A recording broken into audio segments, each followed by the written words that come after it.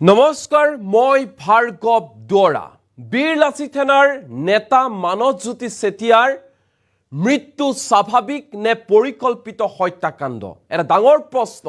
কালি পুৱাৰ ভাগত তিল তিলকৈ চটফটাই কৰুণ মৃত্যুক সাৱটি ল'বলগীয়া হ'ল বিহুবৰৰ মানৱজ্যোতি চেতিয়া ফুকনে। কিন্তু মানৱজ্যোতি চেতিয়া ফুকনৰ মৃত্যুক সহজভাৱে মানি ল'ব পৰা নাই বীৰ লাচিত সেনাই। কালিৰ দিনটোত বীৰ লাচিত সেনাই মানৱজ্যোতি চেতিয়া ফুকনক জাতীয় শ্বহীদ হিচাপে ঘোষণা কৰিছে, কিন্তু তাৰ মাজতো এটা ডাঙৰ প্ৰশ্ন এই মুহূৰ্তত উত্থাপিত হৈছে যে মানৱজ্যোতি চেতিয়া ফুকনৰ মৃত্যু স্বাভাৱিক নে পৰিকল্পিত হত্যাকাণ্ড। ঘটনা মাত্ৰ ৪৮ ঘণ্টাৰ, কথাবোৰ মন দি শুনিব। শনিবাৰে বিহুবৰৰ আবিদুৰ ৰহমান নামৰ এটা পৰিয়ালৰ সৈতে বাক বিতণ্ডা হৈছিল মানৱজ্যোতি চেতিয়া ফুকনৰ, কাৰণ এগৰাকী ব্যক্তিৰ ভূমি, এগৰাকী বৃদ্ধ ব্যক্তিৰ ভূমি সেই পৰিয়ালটোৱে আত্মসাৎ কৰাৰ অভিযোগ উত্থাপন হৈছিল। তাৰ পিছতে মানৱজ্যোতি চেতিয়া ফুকনৰ নেতৃত্বত এটা দল গৈছিল, বাক বিতণ্ডা লিপ্ত হৈছিল, আৰু তাৰ পিছত ঘটনাৰ মাত্ৰ এটা দিনৰ পিছতে দেওবাৰে হঠাৎ ৰহস্যজনকভাৱে দুৰ্ঘটনাত পতিত হৈছিল মানৱজ্যোতি চেতিয়া ফুকন। আৰু এই ঘটনাক কেন্দ্ৰ কৰি সৰ্বত্ৰে ব্যাপক প্ৰতিক্ৰিয়াৰ সৃষ্টি হৈছিল, কাৰণ যিটো বাইক এক্সিডেণ্ট হৈছিল কোনো ডাঙৰ বাইক এক্সিডেণ্ট নাছিল, সেয়া মৃত্যু হ'বলগীয়া সেয়া দুৰ্ঘটনা নাছিল। তেনেস্থলত কেনেকৈ মৃত্যু হ'ল মানৱজ্যোতি চেতিয়া ফুকনৰ? নে কোনোবাই ফোন কৰি মাতি আনি পৰিকল্পিতভাৱে, অতি সুপৰিকল্পিতভাৱে মানৱজ্যোতি চেতিয়া ফুকনক হত্যা কৰিলে? তাক লৈ প্ৰশ্ন উত্থাপন হৈছে। প্ৰশ্নৰ উত্থাপন হৈছে আবিদুৰ ৰহমানৰ পৰিয়াললৈ, নে আবিদুৰ ৰহমানৰ পৰিয়ালে পৰিকল্পিতভাৱে মাতি আনি মানৱজ্যোতি চেতিয়া ফুকনক হত্যা কৰিলে? এই সমগ্ৰ বিষয়ক লৈ ৪৮ ঘণ্টাৰ সময় বান্ধি দিয়া হৈছে বীৰ লাচিত সেনাৰ ফালৰ পৰা। ৪৮ ঘণ্টাৰ ভিতৰত আবিদুৰ ৰহমানৰ পৰিয়ালৰ প্ৰতিজন সদস্যক গ্ৰেপ্তাৰ কৰিব লাগিব আৰক্ষী, অন্যথা যদিহে গ্ৰেপ্তাৰ নকৰে তেনেহ'লে ইয়াৰ পিছৰ পৰ্যায়ত তীব্ৰ আন্দোলন গঢ়ি তুলিব বীৰ লাচিত সেনাই। এই মুহূৰ্তত এই গুৰুত্বপূৰ্ণ খবৰ আমি লৈ আহিছোঁ। মানৱজ্যোতি চেতিয়া ফুকনৰ মৃত্যু স্বাভাৱিক নে পৰিকল্পিত হত্যাকাণ্ড? মানৱজ্যোতি চেতিয়া ফুকনৰ মৃত্যুৰ প্ৰকৃত কাৰণ কি? যোৱা শনিবাৰে বিহুবৰৰ আবিদুৰ ৰহমানৰ পৰিয়ালৰ সৈতে হৈছিল বাক বিতণ্ডা। ঘটনাৰ এদিন পিছতে দেওবাৰে নিশা ৰহস্যজনক পথ দুৰ্ঘটনা। মঙলবাৰে পুৱা শেষ নিশ্বাস ত্যাগ কৰিছিল মানৱজ্যোতি চেতিয়া ফুকনে। আৰু মানৱজ্যোতি চেতিয়া ফুকনৰ মৃত্যুক লৈ হাজাৰটা প্ৰশ্ন উত্থাপন হোৱাটো স্বাভাৱিক কথা। মানৱজ্যোতিৰ মৃত্যু পৰিকল্পিত হত্যাকাণ্ড আখ্যা দিছে শৃংখল চলিহাই। মানৱজ্যোতিক জাতীয় শ্বহীদ হিচাপে ইতিমধ্যে ঘোষণা কৰিছে বীৰ লাচিত সেনাই। ৪৮ ঘণ্টাৰ ভিতৰত আবিদুৰৰ পৰিয়ালৰ প্ৰতিজন সদস্যক গ্ৰেপ্তাৰৰ দাবী বীৰ লাচিত সেনাৰ। মানৱজ্যোতি চেতিয়া ফুকন এটা বিশেষ চিনাকি, এটা বিশেষ পৰিচয় আছিল এইগৰাকী যুৱকৰ। প্ৰতিটো মুহূৰ্তত ৰাইজৰ স্বাৰ্থত নিস্বাৰ্থভাৱে কাম কৰি যোৱা এইজন যুৱক হৈছে মানৱজ্যোতি চেতিয়া ফুকন। শেহতীয়াকৈ প্ৰলয়ংকাৰী বানে কি ধৰণে উজনি অসমত কাল ৰূপ ধাৰণ কৰিছিল, সেই সময়ছোৱাতো দিনে নিশাই ২৪ ঘণ্টাই বানাক্ৰান্তৰ স্বাৰ্থত, বানাক্ৰান্তৰ বাবে কাম কৰি গৈছিল এইজন মানৱজ্যোতি চেতিয়া ফুকনে। কিন্তু আজি আমাৰ মাজত মানৱজ্যোতি চেতিয়া ফুকন নাই। ইয়াত দুৰ্ঘটনা নে পৰিকল্পিত হত্যাকাণ্ড? ৰহস্যৰ আৱৰ্তত বীৰ লাচিত সেনাৰ সদস্য মানৱজ্যোতি চেতিয়া ফুকনৰ মৃত্যু। আৰু বিহুবৰৰ এজন বৃদ্ধৰ বানাক্ৰান্তৰ ভূমি আত্মসাতৰ অভিযোগ তুলিছিল মানৱজ্যোতি চেতিয়া ফুকনে। সেই সন্দৰ্ভত আবিদুৰ ৰহমান নামৰ পৰিয়ালটোৰ সৈতে বাক বিতণ্ডা হৈছিল শনিবাৰে। আৰু আবিদুৰ ৰহমানৰ পৰিয়ালৰ সৈতে বাক বিতণ্ডা যিহেতু শনিবাৰে হৈছিল, তাৰ পিছদিনাখনে অৰ্থাৎ দেওবাৰে হঠাৎ দুৰ্ঘটনা পতিত হৈছিল মানৱজ্যোতি চেতিয়া ফুকন। আৰু এই ঘটনাক কেন্দ্ৰ কৰি সৰ্বত্ৰে ব্যাপক প্ৰতিক্ৰিয়াৰ সৃষ্টি হৈছিল। কালিৰ দিনটোত তিল তিলকৈ কৰুণ মৃত্যুক সাৱটি ল'বলগীয়া হৈছিল মানৱজ্যোতি চেতিয়া ফুকনে। আৰু পিছৰ পৰ্যায়ত মৃত্যুৰ পিছতেই বীৰ লাচিত সেনাই প্ৰতিবাদ আৰম্ভ কৰিছিল। কালি উত্তপ্ত হৈ পৰিছিল পৰিস্থিতি।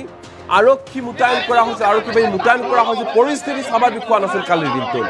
মানৱজ্যোতি চেতিয়া ফুকনৰ মৃত্যুৰ পিছতে এনেধৰণে উত্তাল প্ৰতিবাদ সাব্যস্ত কৰিছিল বীৰ লাচিত সেনাই। আমি দৃশ্যাংশ আপোনালোকক কালিৰ দিনটো দেখুৱাই আছো।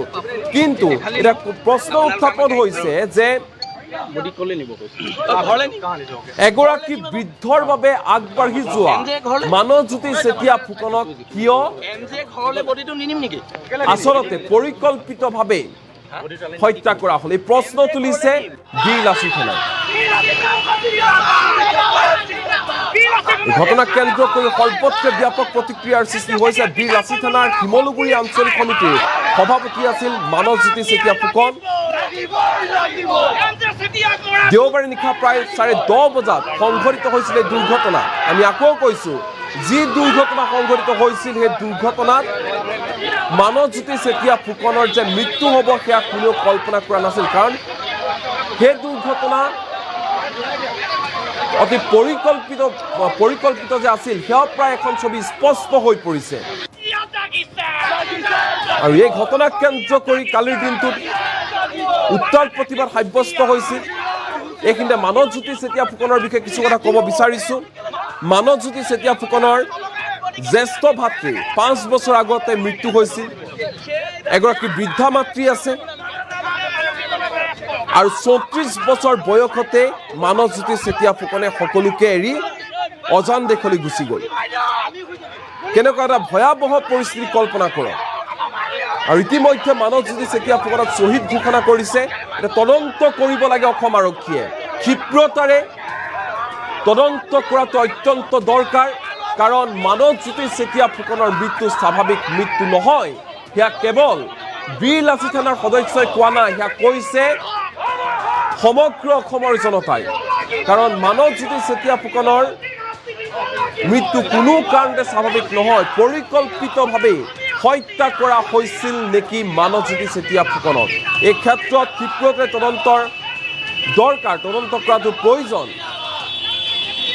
এই ক্ষেত্ৰত শিৱসাগৰ আৰক্ষীয়ে কেনেধৰণৰ ব্যৱস্থা গ্ৰহণ কৰে, আবিদুৰ ৰহমানৰ পৰিয়ালক আটক কৰি আনে নে নানে, আবিদুৰ ৰহমানৰ পৰিয়ালক সোধা পোছা কৰে নে নকৰে, সেয়া ৰহস্যৰ আৱৰ্তত সোমাই পৰিছে। কালিৰ দিনটোৰ পৰিৱেশ আমি দেখুৱাই আছোঁ। কালি নিশাৰ ভাগত কেনেধৰণৰ উত্তপ্ত পৰিস্থিতিৰ সৃষ্টি হৈছিল। গৰজি উঠিছিল বীৰ লাচিত সেনাৰ নেতা শৃংখল চলিহা। আমি মানৱজ্যোতিৰ কথা পুনৰ ক'ব বিচাৰিছোঁ দৰ্শকৰ জ্ঞাতাৰ্থে যে মানৱজ্যোতিৰ যিখন বাইক আছিল তাত তিল মাত্ৰ দাগ আছিল। আমি আকৌ কৈছোঁ বাইকখনত মাত্ৰ অলপমানহে দাগ আছিল। যদি ইমান এটা ভয়ংকৰ দুৰ্ঘটনা তেনেহ'লে হয়তো থিতাতে মৃত্যু হ'লহেঁতেন বা বাইকখনৰ অৱস্থা সম্পূৰ্ণৰূপে ধ্বংস হৈ থাকিলহেঁতেন, কিন্তু তেনেকুৱা নহ'ল। সমান্তৰালকৈ প্ৰশ্ন উত্থাপন হৈছে যে স্পীড ব্ৰেকাৰত নিয়ন্ত্ৰণ হেৰুৱাই মানৱজ্যোতি চেতিয়া ফুকন দুৰ্ঘটনা পতিত হৈছিল, কিন্তু বাইকৰ এই আঘাতে কিমান স্পীডৰ কথা কয়। মানৱজ্যোতি যদি বাইকৰ পৰাই পৰিছিল তেনেহ'লে মুখমণ্ডলৰ ক'তো আঘাত নথকাটোৱে কি সূচায়, তাক লৈ প্ৰশ্ন উত্থাপন হৈছে। এই ক্ষেত্ৰত তদন্ত হোৱাটো দৰকাৰ, তদন্তৰ প্ৰয়োজন। মানি ল'লো স্পীড ব্ৰেকাৰৰ বাবে হৈছিল, কিন্তু মানৱজ্যোতি স্পীড ব্ৰেকাৰৰ পৰিৱৰ্তে 30 মিটাৰমান দূৰত কেনেকৈ পৰি থাকিল সেয়া এটা ডাঙৰ প্ৰশ্ন। তাৰোপৰি স্পাইনেল কৰ্ডৰ জইণ্ট এৰি যোৱাকৈ কেনেকৈ ইমান এটা দুৰ্ঘটনা হ'বলৈ পালে, তাক লৈ প্ৰশ্ন উত্থাপন হৈছে। মানৱজ্যোতিয়ে দুখ পাইছে মূৰৰ পিছফালে, মগজুৰ সোঁদিশে সম্পূৰ্ণ বিকল হৈছিল আৰু বাওঁ দিশত ওপৰৰ পৰা বল এটা পৰিলেহে জব কৰি কেইবাবাৰো ঠেকেচা খাব। আৰু মগজুৰ 3টা দিশত কেনেকৈ আঘাত পালে তাক লৈ প্ৰশ্ন উত্থাপন হৈছে। এই ক্ষেত্ৰত তদন্ত হোৱাটো দৰকাৰ অসম আৰক্ষী। সমান্তৰালকৈ মানৱজ্যোতিৰ মুখমণ্ডলত কোনো ধৰণৰ জখমৰ চিন নাই। যদি পৰিকল্পিতভাৱে কোনোবা হত্যা কৰিছে তেনেহ'লে নিখুঁত পৰিকল্পনাৰ মাজেৰে হত্যা কৰা হৈছে মানৱজ্যোতি চেতিয়া ফুকনক। আৰু মানৱজ্যোতি চেতিয়া ফুকনৰ পুনৰ কল হিষ্ট্ৰী তদন্তৰ দাবী উত্থাপন হৈছে, কাৰণ বিহু বৰলৈ সেই ৰাতিখন ঢাপলি মেলিছিল মিটিং এখন আছে বুলি। এতিয়া মানৱজ্যোতি চেতিয়া ফুকনক কোনে ফোন কৰি মাতিছিল তাক লৈ প্ৰশ্ন আছে। মানৱজ্যোতি চেতিয়া ফুকনক সেই নিশাৰ ভাগত কোনে ফোন কৰি মাতিছিল, কল হিষ্ট্ৰী পৰীক্ষা কৰিব লাগে, তদন্তৰ আওতাত আহিব লাগে সকলোবোৰ। আমিও আশা কৰিছোঁ যে মানৱজ্যোতি চেতিয়া ফুকনৰ মৃত্যুৰ তদন্ত যাতে ক্ষীপ্ৰতাৰে কৰে অসম আৰক্ষীয়ে, আৰু যি দোষী কঠোৰতকৈ কঠোৰতম শাস্তি যাতে দিয়ে আৰু এই মুহূৰ্তত আমি পুনৰবাৰ মন্তব্য শুনাব বিচাৰিছোঁ শৃংখল চলিহা কি কৈছিল কালিৰ দিনটো শৃংখল চলিহা সহমত নাই শিৱসাগৰ থানাৰ এই বিহুবৰ থানাৰ ছেকেণ্ড অচি জড়িত আছে আপোনালোকে এইবোৰ নিউজ বজাব মানুহক ঘৰটো উটি গৈছিলে বানপানী উটি যোৱাৰ পিছত দ্বীপ আছিল নহয় উটি যোৱাৰ পিছত তেখেতে এটা তেল ডিপোত আশ্ৰয় লৈ আছিলে এছাৰ তেল ডিপোত আশ্ৰয় লৈ থকাৰ পিছত যেতিয়া তেওঁ নিজৰ মাটিডোখৰলৈ গৈছে সন্দেহযুক্ত বাংলাদেশী মিয়া মুছলমানে তেখেতক সোমাবলৈ দিয়া নাই নিদিয়া কেইজনৰ নাম হৈছে আবিদুৰ ৰহমান চেলিমুৰ ৰহমান হবিবুৰ ৰহমান মকবুল ৰহমান মুজাম্মিল ইছলাম তেওঁ নিজকে সাংবাদিক বুলি কয় মুছিদা বেগম চেলিমা বেগম আনোৱাৰা বেগম মছনিকা বেগম আৰু সুবেৰা বেগম এই 10টা নাম আমি পাইছোঁ আৰু মানুহ জড়িত আছে এটা কথাটো হৈছে সিহঁতক কোনে এতিয়া এৰেষ্ট কৰিব অসম পুলিচে যে আমাৰ ল'ৰাক যে মাৰি যে পেলালে ৰাতি চলে বলে কৌশলে মাতি নি পেলাই ল'ৰাটোক মাৰি পেলালে ঘৰত থকা ল'ৰাটো এতিয়া অসম পুলিচে কি কৰিব এতিয়া আমি অসম পুলিচলে শিৱসাগৰ এছপিলে শিৱসাগৰ ক্ৰাইমৰ এডিশ্যনেল এছপিলে বিহুবৰ থানাৰ 2 নম্বৰী ছেকেণ্ড অচিলে আমি এতিয়া ৰখি নাথাকিম আক্ৰমণ হৈছে প্ৰত্যাক্ৰমণ হ'ব আমি ডিব্ৰুগড়ত আছিলোঁ পষ্টমাৰ্টেম ৰিপৰ্ট মতে